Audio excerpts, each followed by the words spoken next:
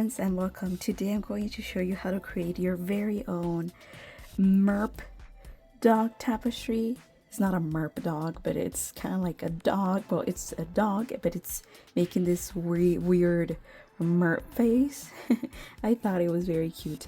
And last episode we made the howling dog, which is this piece right here.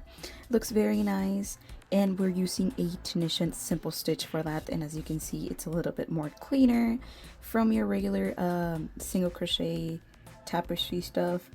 I really like this stitch because look how pretty it is.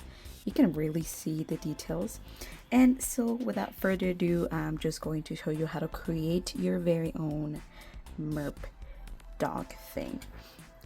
And of course, needless to say that you can always change the colors around. I like to stick with the original colors just because it's easier for me not to think about anything else. But for this, we're going to chain 21 chains with this blue color. And once you have your 21 chains, we're going to work onto the back side of our chains. This is the front, your regular front, and you're going to turn onto the back side. And as you can see, there are like little bumps that connect the chains. We're going to work onto those. So as you can see, like there is like this little bump. We're going to skip that very first bump. We're going to go straight to the second one. This is the second bump.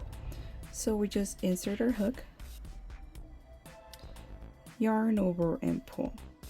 We always count, there's always going to be like a little loop on your hook. It's always counted as a one. So we have 2 loops on our hook. And actually, I do need to clarify that I'm using a Tunisian simple, not a Tunisian simple, a Tunisian hook for this little project that we're doing right now, because we just need to make sure that all of our stitches fit onto our hook. And for that, we actually need a longer crochet hook. I'm sure you can get away with using your regular crochet hook, but it probably would be a lot easier if you can have a little bit of a break with the longer crochet hook.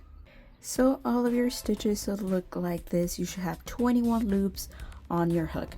And now we're going to do a return pass, which is unique to simple Tunisian crochet, because we go forwards and we also go backwards within one row. That makes it just a little bit more a little complicated, but it's not that complicated. So we're gonna do the return pass. For that, we're going to chain 1. So we're gonna chain onto that very last loop on our hook, and that's going to be like our chain 1 for your regular crochet. We're going to yarn over and pull through 2 of our loops. Once again, we just continue to pull through 2, all the way down our row. As you have noticed probably, I am not really following the original pattern. I just added a solid color row to the very bottom of our pattern, just because I think it's a lot less complicated if we do it that way. But always you can follow the pattern as is, but it's just a little bit more complicated to have 2 colors within our foundation row. So like I said, this is our foundation row, or our very first row. We're gonna go straight to the second row, and if you're following the pattern, it's actually your very first row. So we're going to do the repeat for the rest of this project. It was just a foundation, we're going to do the repeat. So now we are just going to insert our hook onto that front loop of our previous row. I'll show you how. We just insert our hook, we yarn over, and we pull. We're going to do this for 2 more stitches. So we have 1 and we have 2. We're going to do 3 and 4, just like that. And now we're going to do our little body part of our little Merp dog. So we're just going to do exactly the same thing, insert our hook onto that previous little loop of our previous row, we're going to yarn over with our new color. We're going to do this for 15 stitches, and I'm just going to quickly show you how to do my trick so that our little tail doesn't unravel on us. So we're just going to do exactly the same thing, and we're just going to move our little tail back and forth just like that, and we're just going to try and catch our tail. And as you can see, let me show you. As you can see, our little tail is kind of like stuck onto the back, and we don't have to, worry about having to weave it out at the end.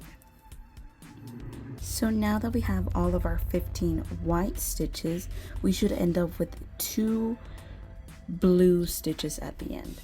So if it were like a normal kind of a single crochet tapestry, what we would do is that we would carry this all the way over here. I don't like doing that. I think it's a little bit of a waste. So what I do is that I take like a little piece, a smaller piece, or if you like, you can have it like a bigger cake of yarn of the same color, and we just do the same thing. We just introduce it like if it were a new color.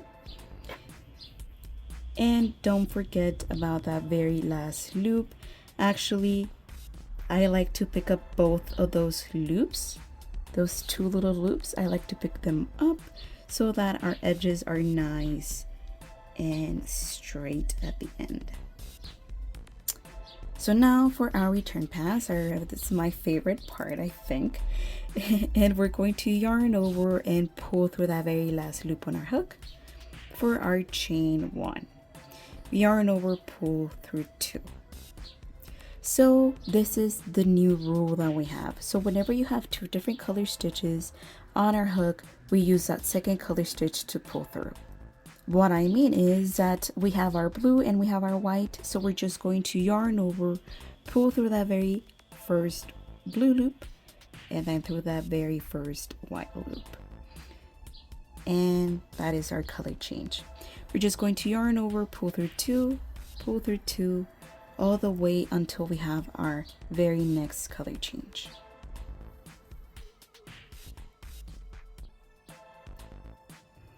And once again, we do our color change whenever we reach this point right here. 2 different colors, it means that we use that second color stitch. So we yarn over, pull through that white, pull through that blue, yarn over, pull through 2 until the very end. And our second row should look just like this. So for our very third row, it's actually going to be exactly the same as our second row. If you're following the pattern, is actually our second row that we're doing right here. Remember that we added this very solid color row. So I'm going to do my very last demonstration, doing exactly the same thing with 4 blue stitches. Like I said before, our second row is our repeat. So we just continue to do this motion until the very last row of our little project. Remember that this section right here of our white is 15 stitches. So we just go forward with our 15 stitches.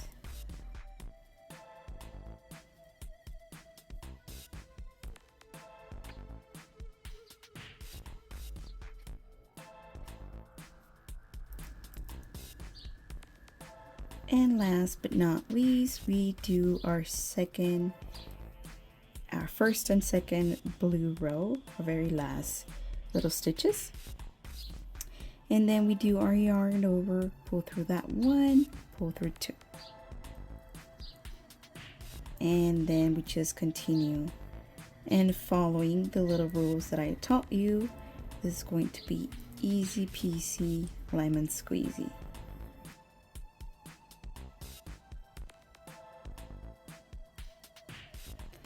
And then our very last color change. And our very third row should look just like this. I think it's pretty straightforward. We just follow the pattern. We know what to do. Everything that you need to know is within these rows right here. Always down below I leave the actual link that I'm following to the pattern that I'm showing you guys, so you can always take a screenshot of the pattern on screen.